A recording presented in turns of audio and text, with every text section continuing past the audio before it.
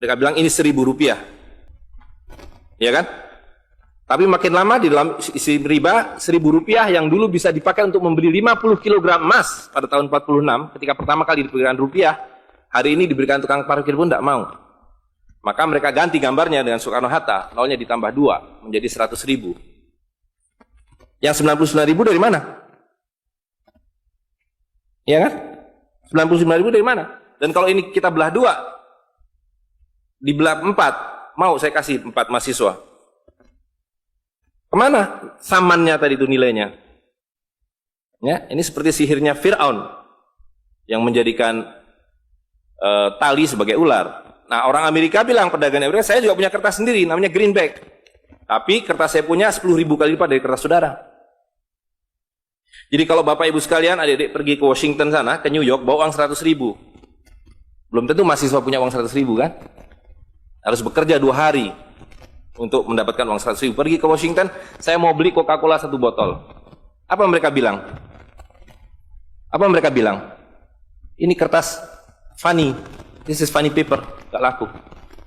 Tapi siapapun datang ke Ternate dengan $100, you punya cengkeh, berikan pada saya. Saya mau beli, you punya Coca-Cola, tapi saya minta 1 truk. Apa yang kita lakukan? Kita berikan Coca-Cola 1 truk, karena mereka bilang, mereka bisa yakinkan kita, selembar kertas mereka 10.000 kali lipat dari lembar kertas kita. Dan mereka bilang, kita punya kertas tidak laku, mereka punya kertas laku di seluruh dunia. Betul nggak? Dengan cara itulah seluruh cengkeh Ternate habis. Pala Ternate habis. Seluruh kekayaan Ternate habis, hanya diganti dengan byte komputer. Dengan cara itulah kemiskinan dan pemiskinan dilakukan oleh para bankir. Jadi banking is crime. And bankers are the criminal. Dengan sihir ini. Ya. Nah, dan ini baru satu fase. Saya minta satu tahap lagi untuk menjelaskan dengan uang kertas yang sudah merupakan kezoliman ini, ya, itu menjadi berlipat ganda zolimnya melalui banking system, di mana ini digelembungkan. Kalau tidak ada bank, kalau saya punya uang 100.000 dipinjam oleh Ustadz Nur, maka uang saya habis. Saya akan memiliki kembali kalau dikembalikan. Tapi dengan banking system, kalau uang ini saya hutangkan, dia beranak pinak. 20 kali lipat. Uang 100 miliar, kalau ditaruh di bank, maka bank detik itu mencatatkan dalam bukunya punya uang 100 miliar. Betul nggak? Dan itu dilegalisir oleh pemerintah. Bahwa you boleh mengakui itu sebagai milikmu. Dan bagi bank, uang titipan ini liability. Maka dia harus sewakan. Dia harus pinjamkan dengan bunga kepada orang yang mau beli rumah tidak bisa beli rumah, mau beli mobil tidak bisa beli mobil. Jangan khawatir, saya beri kredit, tapi harus tahan 10% untuk cadangan, ya kan? Dan semua orang dibikin miskin. Misi pokok bank adalah membuat semua orang miskin supaya tidak mampu membeli apapun kecuali berhutang melalui bank. Maka ketika 100 miliar ini diterima bank, maka dia bisa mengutar itu 20 kali dengan bunga katakanlah 10%. Maka dia akan mendapatkan dari bunganya saja 180 miliar. Jadi kalau bank bilang saya ngasih bunga hanya 10%, dia akan dapatkan 200%. Dan dari pokoknya yang dia putar itu, maka dia akan dapatkan 20 kali 90 miliar. Coba lihat, maka terciptalah uang 1,9 triliun, hampir 2.000 triliun. Padahal uangnya berapa tadi? 200 miliar. Yang 1,8 triliun dari mana?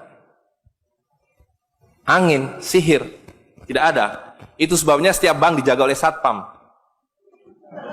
Supaya mengesankan bahwa di bank ada uang. Tidak ada uang di bank. Itu kenapa setiap pegawai bank pakai jas, pakai dasi. Supaya orang yakin bahwa uangnya dijaga dengan baik. Karena di situ tidak ada uang. Dan itu sepenuhnya pengelabuan. Jadi bank itu adalah arisan berantai. Kalau kita datang mengambil uang, tapi orang bisa bilang, tapi kalau saya ngambil uang di bank kok ada? Uang siapa yang diberikan? Uang Anda sudah nggak ada. Jadi orang percaya bahwa bank adalah tempat yang paling aman menyimpan uang.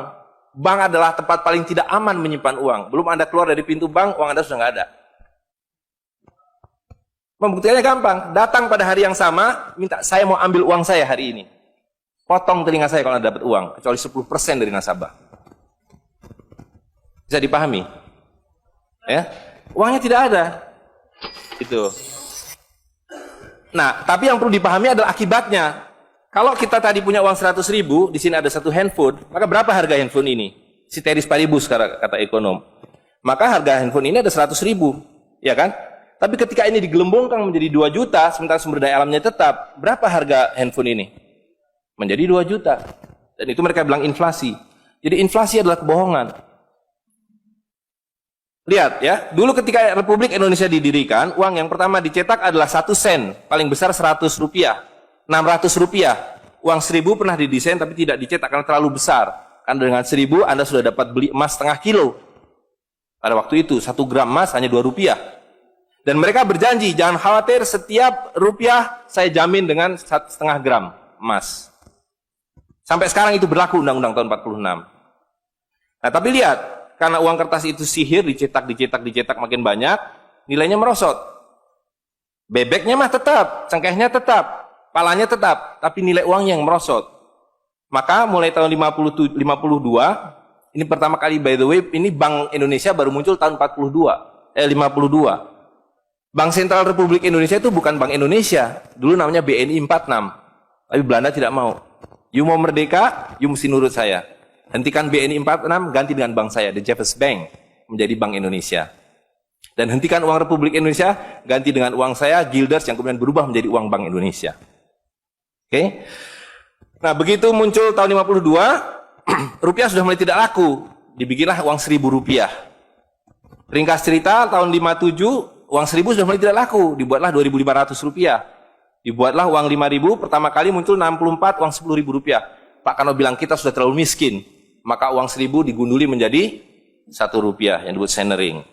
Tapi tidak lama kemudian muncul lagi. Karena uang kertas adalah penipuan. Worthless. No value. Ringkas cerita, Pak Harto dibilang berhasil dalam pembangunan, dia bikin uang 50.000 rupiah. Dengan gambar Pak Harto dan kapal terbangnya. Tapi inilah ilusi yang lain. Inilah sihir yang lain. Semakin besar uang Anda bukan semakin kaya. Semakin uang besar Anda berarti semakin miskin. Bisa diikuti? Maka ketika terjadi krismon, rupiah makin tidak laku, harus dibikin uang 100.000. Dan sekarang uang 100.000 sudah mulai tidak laku. Ibu-ibu sudah komplain kalau pergi ke pasar dengan 100.000. Betul nggak, Bu? Sudah tidak bisa beli apa-apa ini. Maka mereka dua pilihannya. Pilihan pertama adalah mereka akan mencetak uang 200.000, 500.000. Tapi tidak mungkin. Komputer sudah nggak bisa menghitung. Kalkulator nggak bisa menghitung. Hang. Terlalu banyak nolnya. Pilihan kedua adalah digunduli nolnya, redenominasi. Jadi redenominasi itu bukan untuk mengatasi inflasi, tapi untuk menutupi inflasi. Jadi itu adalah pengelabuan di atas pengelabuan, di atas pengelabuan, di atas pengelabuan. Gitu. Ya. Jadi secara real, uang 100.000 ini dulu ketika Pak Harto masih berkuasa, menjelang jatuh itu, kalau dibelikan telur, dapat 50 kilo. Masih ada yang ingat gak, Bu? Kalau ibu-ibu ingat pasti. 1 kilo telur harganya 2.000 rupiah. Begitu Pak Harto jatuh, dibilang ini gara-gara krismon, uangnya sama, walaupun ini belum ada waktu itu, karena ini masih 50.000 aja udah besar waktu itu. Uang yang sama dengan telur yang sama, tiba-tiba dibawa ke pasar, saya mau beli telur. Bu, hari ini tidak dapat 50 kilo lagi, hari ini cuma dapat 13 kilo. Karena daya belinya, telur sekarang 7.500. Dan hari ini, kalau di pasar Ternate berapa, Bu, harga telur sekilo? Hari ini. Di Jakarta 20.000. Dan telurnya sama. 1 kilo itu isinya 16 butir, 17 butir, 18 butir. Uangnya sama. Tapi hari ini kalau dibelikan telur hanya dapat 5 kilo. Kemana yang 45 kilo? Itu yang mereka rampok. Itu yang mereka rampok. Dengan melalui apa yang mereka sebut inflasi. Tapi sebenarnya dengan cara penggelembungan uang. Kertas yang terus-menerus nilai. Nah, satu lagi Pak ya, saya minta ini karena ini penting sekali. Ini penting sekali. Nah, sistem zalim ini kemudian difikskan dalam satu sistem politik yang disebut nation state pada level global, kan judulnya kan globalisasi uang. Jadi negara bangsa itu diciptakan oleh para bankir pada abad ke-20. Jadi waktu Indonesia merdeka, Singapura merdeka, Malaysia merdeka, Afrika merdeka, itu bukan kemerdekaan spontan, tapi didesain. Didesain karena kalau dulu mereka mau merampas cengkeh orang Ternate, mau merampas kepala orang Ternate, dia harus bawa serdadu ke sini, Dia harus ambil cengkeh dan palanya, repot kan? Maka dengan menciptakan uang kertas, mereka tetap bisa mengambil cengkeh orang Ternate, mengambil pala orang Ternate tanpa harus kirim serdadu di sini. Dan karena itu saya kasih merdeka. Tapi satu mesti bikin bank sentral, kedua pakai uang kertas. Supaya saya tetap bisa membeli 1 barel minyak Anda dengan harga 4 sen dolar. Karena mencetak uang ini biayanya hanya 4 sen, 500 rupiah. Ya, jadi berapapun harta yang kita punya bisa dibeli dengan cara itu. Nah, lalu tadi saya sudah ceritakan uang kertas itu dimunculkan bersamaan dengan konsep negara nasional plus hutang negara. You boleh merdeka tapi you miskin. Rakyat penyakitan, rakyatmu bodoh. Tapi jangan khawatir, saya punya uang. Sekolahkan rakyatmu, bikin pembangunan, saya kasih hutang. Ya kan? Nah, jadi tugas pemerintah itu, republik, adalah satu, mengambil hutang dari bank, menghabiskan utang itu melalui apa yang disebut APBN. Lalu dulu mereka tanya, jadi bagaimana saya membuat APBN? Jangan khawatir, sekolahkan anak-anak perintar kamu ke Berkeley, ke Chicago, ke Harvard. Mereka dididik untuk membuat pembangunan. Lalu dikasih paket hutang dan diajari kalau nggak bisa kirim konsultan seperti John Perkins dan sejenisnya. Lalu ada satu pertanyaan, bagaimana kami membayar hutang kami kalau begitu? Mereka bilang, you punya 200 juta rakyat, pajaki rakyat kalian. Pajaki rakyat kalian. Kalian punya pala, punya cengkeh, habisi hutang kalian. Karena you membayar hutang, kalau kita hutang 5 miliar dolar setiap tahun, apa mereka kasih berkoper-koper dolar? Apa yang mereka kasih ke kita? Mereka hanya mengetik di komputer, 5 miliar dolar, ting, masuk ke Bank Indonesia. Nanti Bank Indonesia tinggal kirim ting ke Bappenas, Bappenas ting ke departemen-departemen itu. Tapi ketika kita mau membayar hutang mereka, bisa kita mengetik di komputer 5 miliar dolar, ting, dibayarkan ke Bank Dunia? Nggak bisa, you mesti punya devisa. Dari mana kami punya devisa? You mesti beli dolar kami. Caranya tebang hutan kalian, habisi boksit kalian, habisi mineral kalian. Betul nggak? Nah, jadi itulah yang terjadi di dalam sistem Fir'aun sekarang ini, bahwa pemerintah itu didesain hanya untuk mengambil hutang dari bank, menghabiskan melalui APBN dan proyek, kemudian memajaki rakyat. Karena itu pajak semakin hari semakin tinggi, semakin banyak, semakin tinggi, semakin banyak. Gitu. Nah, jadi kalau digambarkan seperti ini, ya kan? Wilayah domestik nasional itu adalah demokrasi. Supaya kalau 5 tahun harus ganti. Kalau ada presiden, ada perdana menteri yang tidak nurut pada para bankir, out. Tapi para bankir tidak pernah berganti, mereka turun-temurun, perusahaan swasta, anak beranak pinak. Ini kira-kira hanya 400 keluarga di dunia ini yang menguasai seluruh sistem keuangan dan politik. Jadi kita ini sekarang utangnya tiba-tiba sudah 2.100 triliun. Padahal tahun waktu Pak Harto jatuh itu utangnya hanya berapa?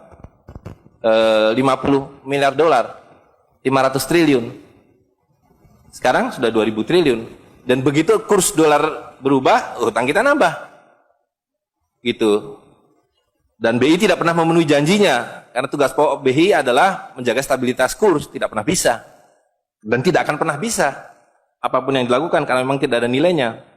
Gitu. Nah, jadi sebagai penutup, maka apa yang harus kita lakukan adalah melakukan membalik seperti yang mereka dulu lakukan. Yang mereka dulu lakukan adalah mengambil emas dan perak dari orang tua kita, mereka lebur menjadi batangan, dia simpan di berangkas, dan kepada kita dikasih toilet paper ini, kata Mahathir Muhammad. Maka yang harus kita lakukan sekarang sebelum ini jadi apa? Oncom. Lebih berharga oncom. Tukarkanlah menjadi emas dan perak, menjadi dinar dan dirham, dan kemudian gunakan untuk muamalah. Karena Nabi sudah mengatakan akan datang satu zaman di mana semua yang kamu miliki tidak ada harganya, kehabisan nilai, kecuali dinar dan dirham, kecuali emas dan perak. Jadi kalau dilihat, ya dolar dalam dinar atau dinar dalam dolar dalam 10 tahun terakhir, 2004 itu cuma 54 dolar, hari ini sudah di atas 250 dolar. Dan lihat, menipunya uang kertas ya, kalau kita pakai untuk menyimpan naik haji, kalau Anda menabung dolar, maka tiap tahun naik. Saya sudah hitung ini, dan ini valid sekali. naik setiap tahun itu 3,5%. Kalau Anda menyimpan rupiah, setiap tahun naik 5%, nggak nyampe-nyampe. Tapi kalau Anda menyimpan dinar, maka dia akan turun 8% setahun. Jadi tahun 2000 naik haji butuh uang 21 juta rupiah. Kalau dinar butuh 71 dinar. Tapi hari ini kalau mau naik haji butuh hampir 40 juta rupiah. Dengan dinar cukup dengan 16 dinar. Jadi dulu kalau punya rupiah naik haji satu orang, sekarang sampai Dubai suruh pulang. Nggak cukup uangnya. Tapi dengan dinar dulu naik haji satu orang, sekarang bisa naik haji 4 orang. Dengan kata lain, kalau Bapak Ibu sekalian serahkan cengkeh Bapak Ibu sekalian dan menerima uang kertas, Anda 4 kali miskin. Detik itu juga dalam konteks ini. Maka serahkanlah cengkeh dan katakan, saya mau serahkan cengkeh, bayar kami dengan dinar. Bayar kami dengan dirham. Saya serahkan pala kami, bayar kami dengan emas dan perak. Saya tidak mau uang palsu ini, uang-uangan ini. Saya mau uang yang sebenarnya, uang dari Rasul SAW. Ya, gitu.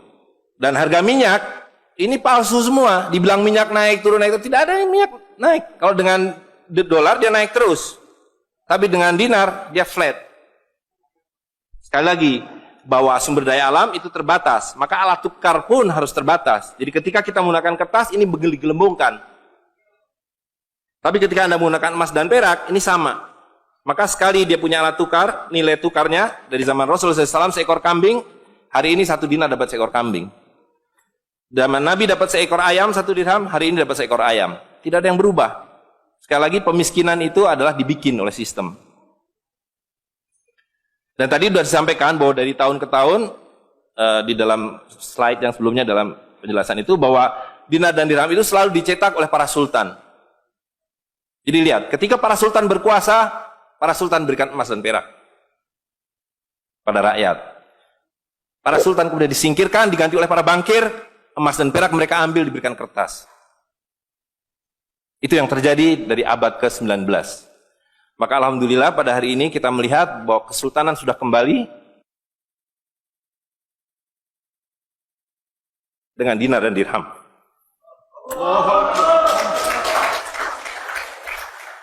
Dan ini adalah awal berakhirnya sistem riba. Ini adalah awal dari janji Allah SWT, yamhaqu riba wa yurbi sodakotan. Aku suburkan sedekah dan aku hancurkan riba. Kehancuran riba ditandai dengan seperti apa yang dikatakan Nabi, kehancuran mata uang kertas. Suka atau tidak suka, terima atau tidak terima, ini adalah awal kehancuran. Dan karena itu yang harus kita lakukan adalah supaya kita tidak ikut hancur di dalamnya, kita songsong kembalinya dinar dan dirham. Dan itu berarti kembalinya sultania. Dan Ternate adalah awal dari kembalinya dinar dan dirham dan sultania bersama dengan Kesultanan Cirebon, bersama dengan Kesultanan di Sulu. Jadi sekarang sudah ada 3 sultan yang mencetak kembali dinar dan dirham. Dan ini akan mengawali kembalinya dinar dan dirham di seluruh dunia. Jadi kalau pada abad 15, abad 16, abad 17 bangsa Ternate sudah sampai ke Madagaskar, sudah sampai ke negeri atas angin di Spanyol, maka pada abad 21 kembali Ternate sampai Spanyol. Ternate sudah kembali sampai Afrika Selatan, sudah sampai Eropa melalui dinar dan dirham yang berlaku di seluruh dunia. Orang Amerika tidak bisa mengatakan emas saya 5 kali lipat dari emas saudara, tidak bisa. Emas kami dari Ternate sama harganya dengan emas kalian. You 1 dinar, kami 1 dinar. You 1 dirham, kami 1 dirham. Itulah keadilan. Ya. Jadi karena itu Bapak Ibu sekalian, yang terakhir sekali saya ingin sampaikan, dinar dan dirham yang kita bicarakan ini tidak ada artinya kalau berhenti hanya di dalam ruangan ini. Dinar dan dirham harus segera berkemerincing di kota Ternate. Dan Anda semua yang harus memulainya. Tadi 2 orang sudah menyatakan diri sebagai relawan Jawara, jaringan wirausahawan dan pengguna dinar dirham Nusantara. Maka dalam waktu sebentar, insya Allah di Ternate, dari 2 orang ini akan menjadi 2.000 orang yang menggunakan dinar dan dirham. Ya, dari 2.000 akan menjadi 200.000. Seluruh penduduk Ternate menggunakan dinar dan dirham. Dan Kanjeng Sultan dari beberapa waktu yang lalu sudah mulai membagikan zakat dalam dirham. Jadi di Ternate itu sekurangnya sudah ada 1.000 orang memiliki koin dirham yang dibagikan oleh Sultan. Dan itu adalah awal. Ini baru awal dari kembalinya Islam dan berakhirnya kezaliman. Jadi sekali lagi Bapak Ibu sekalian, marilah segera ya ular-ular Fir'aun itu kita akhiri dengan cara yang sangat mudah, yaitu kita mentaati perintah Allah SWT. Allah SWT mengatakan wa halalul bai' wa harramar riba. Aku halalkan berdagang dan aku haramkan riba. Dan uang kertas adalah riba par excellence. Di dalam uang kertas ini ada 2 riba sekaligus. Ya, jadi saya kira itu saja. Saya mohon maaf mengambil waktu agak terlalu banyak, tapi ini penting karena supaya clear semuanya. Ya, karena ini baru pertama kali dibicarakan di Ternate. Demikian, assalamualaikum warahmatullahi wabarakatuh.